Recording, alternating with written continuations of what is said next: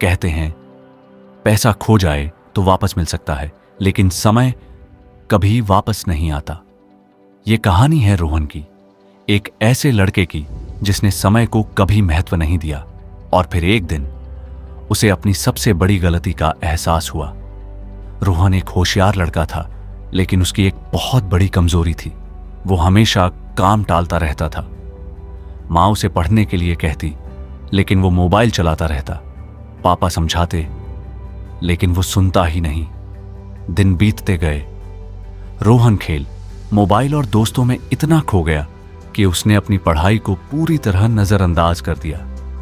उसे लगता था अभी तो बहुत समय है, बाद में पढ़ लूंगा।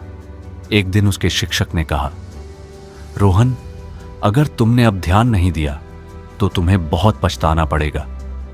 लेकिन रोहन ने इस बात को भी हल्के में ले लिया। धीरे धीरे परीक्षा का समय आ गया। अब रोहन घबरा गया। उसने पढ़ाई शुरू करने की कोशिश की, लेकिन अब बहुत देर हो चुकी थी।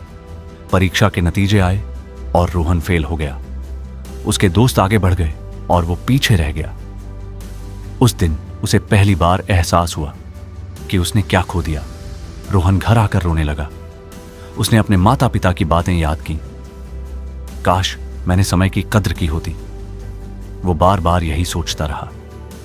अगले दिन रोहन ने फैसला किया कि अब वो अपनी जिंदगी बदल देगा।